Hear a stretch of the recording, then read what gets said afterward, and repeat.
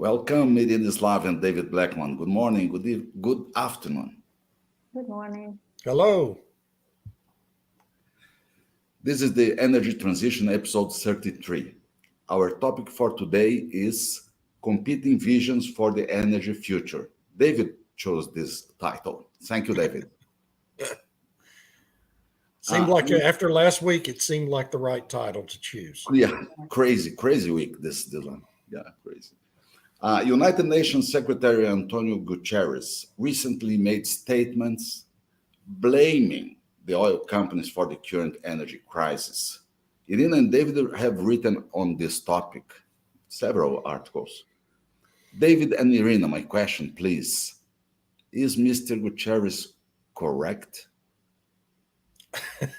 Well,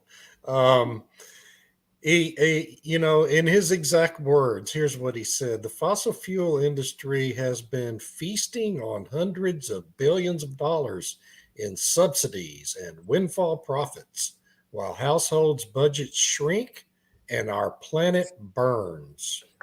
The planet is burning now. And household budgets have indeed been shrinking because of inflation caused by the very energy policies that Mr. Guterres has spent the last 20 years promoting and pushing on the world, and Western governments have been adopting to their own detriment and to the detriment of all the people in them. And, the planet is burning. He's at the UN. That's the UN's assessment. I guess that's what it means for a 1.5 degree temperature rise over the span of the next 80 years. The planet's not burning. The industry has been profitable, at least through the first 8 months of this year, because prices have risen dramatically as demand has returned out of the COVID pandemic, something everyone in a position of authority across the globe should have anticipated would happen and didn't. So who's really to blame? Well, this is a technocrat at the head of a globalist organization trying to shift blame for the impacts of his own favored policies. At least that's my belief about it, and I'll let Irina share hers. I'd say that Mr. Guterres certainly has a flair for the dramatic. Very good at doing drama. The world is burning, and the oil companies are feasting like they're parasites, which is clearly not the case, because the commodities that the oil and gas industry produces are essential for the functioning of any economy, reasonably developed or developing economy. And I would like to ask him if I could, but I couldn't. So I'll just throw this question hypothetically. Why not agree windfall taxes for big tech, which did a pretty good, turnaround, pretty good profits during the pandemic? Or how about the pharmaceutical giants who did not sell their new vaccines for pennies? They also made quite a few billions of, unusually high profits. But of course, it's a pointless question, because it's always big oil. Everything is big oil's fault. All the other industries are free to make as much profit as they can, because this is how the business world works. You make a profit, then you invest part of it into new production, new products or new services. But apparently, according to the Secretary General of the United Nations, this does not work. This should not work for the oil industry, and they should be punished for making money out of the imbalance between supply and demand for their products. It's like they're pushing their products down consumers' throats, which is not the case. So he's just honestly, I think he's just doing his usual rant against the oil industry. It's getting old, to be honest. No, really, how long can you do it? I know it is very tiresome. And on the question of subsidies, I would just point out that Tesla and Elon Musk, who I admire Elon Musk. Yeah, me I too. think he's brilliant. They built his whole company was built on a raft of government subsidies. That's how Elon Musk built Tesla. He identified a set of government subsidies sitting there waiting for someone to exploit, and he exploited them and built a company that didn't turn a single quarterly profit for the first 12 years of its existence. Um, I would argue the oil industry doesn't actually receive government subsidies, but that's another topic for another time. But if subsidies are bad, then he ought to be demanding windfall profits taxes now on Tesla. But interesting because the Aramco CEO, the name is Amin Nasser, said the government failed to manage the transition. It's interesting, this sentence. I suppose the International Energy Agency did everything right, I suppose. So, Well, he's right about that, of course, and we've talked about that facet of all of this a lot here. What is this, our 32nd episode? So since early this year, and there's no question that there was no contingency plan in place last summer when the wind died in Europe. And that's really the story of this energy crisis. It was initiated when the wind stopped blowing in Europe. And Germany has really been the linchpin of creating the crisis because it had bet its entire economy on wind power under the previous chancellor, whose names I'm suddenly going to forget. I guess that's a subconscious thing. Miracle. Yes, Angela Merkel, the Energy Wind project, and it's there was no plan for what to do when the wind stopped blowing, and then Putin invaded Ukraine and began systematically reducing energy deliveries into Germany mainly, but also other parts of Europe. And that has made the crisis worse than it was going to be, or it's probably, I think, really what it has done is made the crisis grow into a truly epic crisis more rapidly than it otherwise would have. I think the crisis was really written in stone. The other thing Nasser pointed to that has led to the crisis is this ESG focus in the investor community, which has caused a lack of needed investment in the finding and development of additional reserves of oil and gas. He pointed out that you need $700 billion every year in new investments, and since 2014, the average has been about $300 billion a year. So we have a tremendous deficit in multiple trillions of dollars of underinvestment now in energy development globally. And that, of course, is why supplies are so tight and prices are so high. So it was Mr. Nasser's speech is something that everyone should read who has an interest in why we're in this crisis. It was brilliantly written and brilliantly delivered. Irina, I saw a few days ago something related to Netherlands is not producing natural gas anymore. Do you know something about that? Oh, it has one of the, if not the biggest gas field in continental Europe, Groningen. But production was shut down because seismic activity was increasing in the vicinity. So because it was emptying, as far as I gathered, it's been producing for decades. So they shut it down, and when energy supplies began to tighten in Europe, there were calls to reopen Groningen and start producing again. But for now, the Dutch government is is opposing this idea, and I can understand them. I mean, if I live somewhere in the vicinity of this field, Yeah. I wouldn't want earthquakes. So It's I don't dangerous. think any help is coming from there, especially since Belgium suddenly decided to shut down a nuclear plant after a few months ago announcing they would extend the lives of their nuclear plants. Something is happening in Europe that is not making any rational sense Yeah, at yeah. all.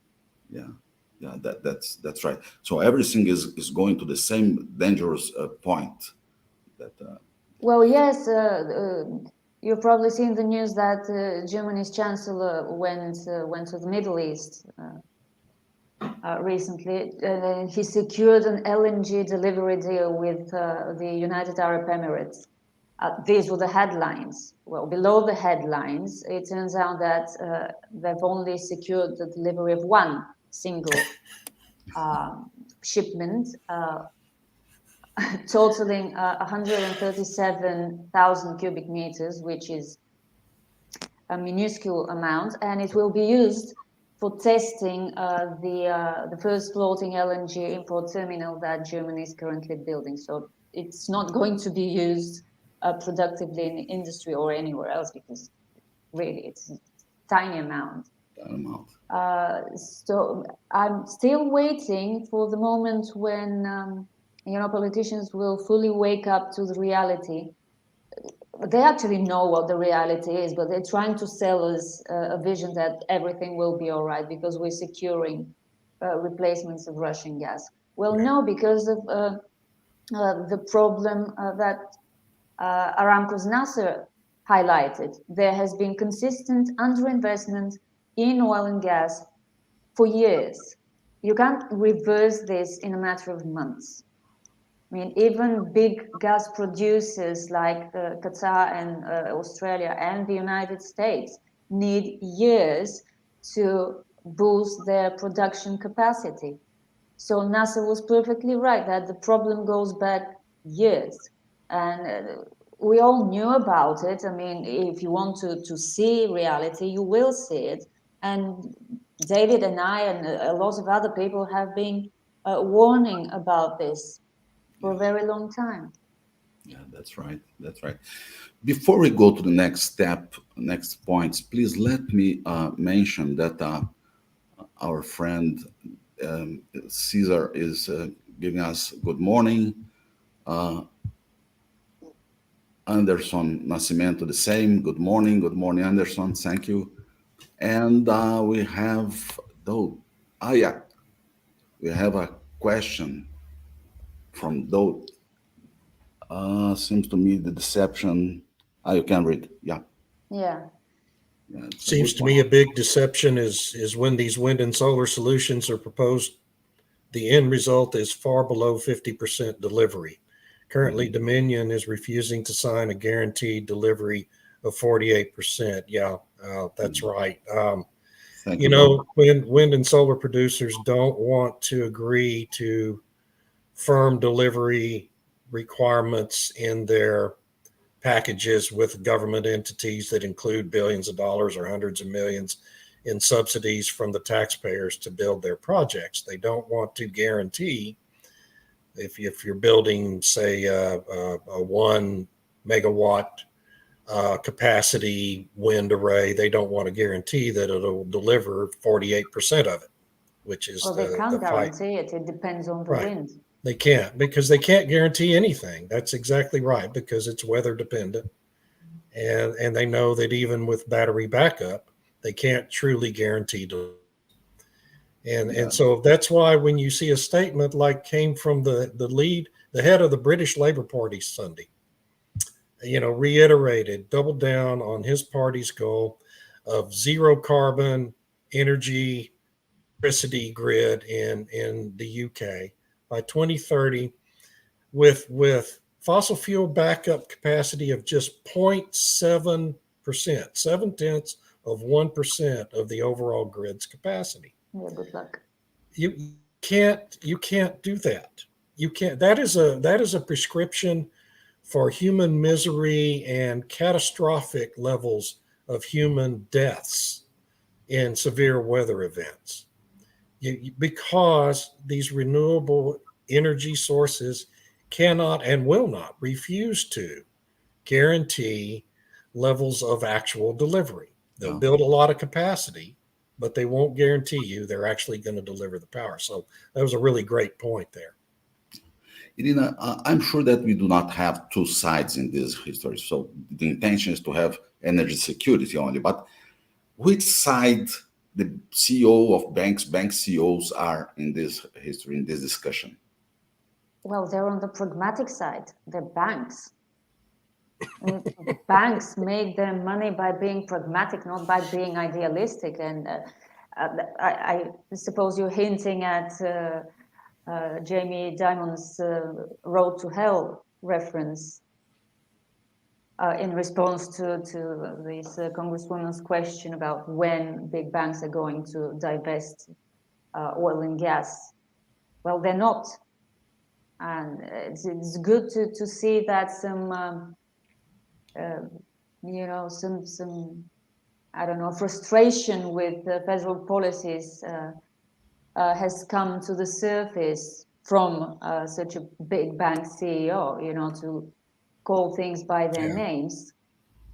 Indeed, complete divestment from oil and gas will only deepen the problem we're already in, as described by Aramco's chief executive. But it seems that politicians continue to have only a passing grasp with physical reality. And that's a problem. But it's good to see that banks, including JP Morgan, which has dedicated more than $1 trillion, more than 2 trillion, I can't remember, in ESG investments over the next decade. Well, it's good to see they're not banking all on the transition to renewable power, which is hardly surprising, given that, as I said, banks are pragmatic institutions. They wouldn't survive if they're not pragmatic. They go where the money is. Yeah. David, you mentioned subsidies, but the question is, who is receiving subsidies? Oil companies or renewables companies? Both. Yeah, so it depends on how you structure the argument, right? In the United States, the oil and gas industry does not receive direct subsidies from the government. And I've written about this at length. My background is as an accountant. I understand the tax code. The oil and gas industry gets a lot of criticism because its critics want to label things like percentage depletion and the deductibility of intangible drilling costs as, quote, subsidies. Those are not subsidies. Those are normal tax treatments that every business in the United States of America receives. Percentage depletion is just simply the oil and gas industry's version of depreciation of its assets. Its assets are reserves in the ground. They deplete over time. Just as the value of a refrigerator depreciates over time, or a car depreciates over time. It's a normal standard tax treatment that's allowed to every manufacturing industry really on the face of the earth that has a free and fair or free democratic government. A kind of compensation. I'm sorry, what? A kind of compensation. Tax compensation. Yeah, it's a deduction of a business expense. But people in the renewable space are desperate to deflect attention from the direct subsidies, the direct payments from the government that enable their industries to actually exist. That's not depreciation. A direct payment, a direct subsidy, like the hundreds of billions that are contained in the recently passed Inflation Reduction Act for wind and solar power. Those are direct subsidies. They're subsidy payments. They're what enabled Elon Musk to build Tesla into a finally profitable company. These are different things, and they're different forms, different parts of the tax code. And what the oil and gas industry is, Harold Hamm said it exactly right in congressional testimony a few years ago. in response to a question from a Democratic member of Congress. He said, to my knowledge, my company does not receive a check from the federal government in any way, shape, or form, because his company doesn't. And that's different than a wind company or a solar company. So it just depends on how you want to view these tax treatments, whether or not you believe the oil and gas industry receives government subsidies. But I'll just say that if the oil and gas companies receive government subsidies, then so does General Motors, and so does General Electric, and any other manufacturing company you can name. Irina, we have SRB. If you wanted to get this question, please. Yeah, we're definitely seeing the beginnings of a right-wing wave in Europe, and I think I wrote about it recently. I call it the pendulum effect. You swing the pendulum too far into one direction, in this case, a left direction, but you swing it too far with all the renewable agenda and all the investments made and in social policies as well and identity politics. The only natural thing to expect is the pendulum gathering momentum and starting to swing into the other direction. So it's no surprise, and I'm one of those people who expect to see more of that happening in Europe. Bulgaria is voting next week, and we'll see how this will go, because we don't really have a right-wing party, but we do have some nationalist formations, and they are expected to do much better than usual at these elections, which is, again, hardly a surprise after we tried everything else in the past year and a half. And we can't keep a government in power for more than a few months. So we'll see how this goes. But things are turning across Europe. In France, if you remember, President Macron only got a very tiny lead ahead of Marine Le Pen, who's also considered a far-right leader. Yeah. So these are natural processes. I mean, you can't lead people into a direction that is clearly destructive for a very long time, because now we're seeing the results of this leadership and this direction in which Europe has been going, and people are trying for something different. How well this will work and whether it will be better remains to be seen, but it's a natural process. David, Luca from Italy is asking something. Could you please get this question? SRB, as an Italian, I can tell you that we shall see what Meloni's government will do on energy. She did not have much on energy in her program. Interesting. I think, and I've read a lot about that. Obviously, I'm not in Europe, but I didn't see any statements from her about energy. So it will be interesting to see what direction she chooses to go once she's in office. Let's expect what are her, directions in this point. Right. It's not like the new PM in the UK, who was very specific, during the debates about her views on energy and where she wants to go, and immediately began taking action the day she assumed office, just like Biden did when he canceled the Keystone Pipeline the day he assumed office. So it's a bit of a mystery in Italy. Yeah. Keystone, you mean the pipeline from Canada? Yeah, Biden, his first day in office, he canceled with the stroke of a pen, and I just still think it's it's an obscene action, because that was a $12 billion investment, $8 billion of which had already been spent, and with the stroke of a pen, he as president simply told that company that your investment means nothing, and you can't depend on the laws and regulations, on any consistency of laws or regulations from the United States government, with that stroke of his pen. And it was incredibly damaging to the ability of companies to make major investments in the energy space in the United States. and we see the results of it today, still resounding in our economy. So that question is exactly at this point. Yeah. Do you think that a hope for pendulum in the United States? I Absolutely. think so. Yeah. Yeah. Yeah, we're going to have a red wave election. I know that the pollsters have been doing their best to obscure it in recent months, but you're going to see the polls start to change fairly dramatically in the coming weeks. Good, good. Yeah, Luca commenting. Let me ask you, Rida, do you think that is more important nowadays, energy security or energy transition? Well, it's clearly energy security, I think. Well, for normal people, I mean, not for politicians. They're still pushing for transition for more wind and solar, but they are too trying to take care of the energy security of their citizens with price caps and supply diversification. It's not going very well, but they're trying. So that's something. Is it the same thoughts of International Energy Agency, maybe? You'll have to ask Dr. Birol that.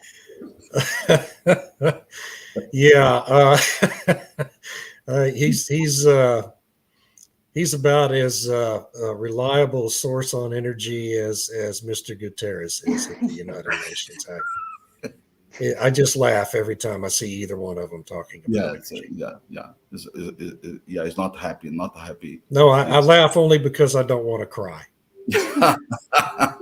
I can relate to that. Yeah.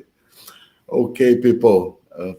Fantastic conversation this day, and with the participation of some people that are following us live. that's Yes, a thanks great to idea. everyone for chiming in. That's really helpful. Yeah. And sorry because I it was not possible to put all comments on the screen now. Yeah. Okay. That's all right. Thank you. Have a good day, and thank you so much for this fantastic conversation today, David and Irina. Thank you. Thank you. Y'all have a great week. Bye bye. Bye bye.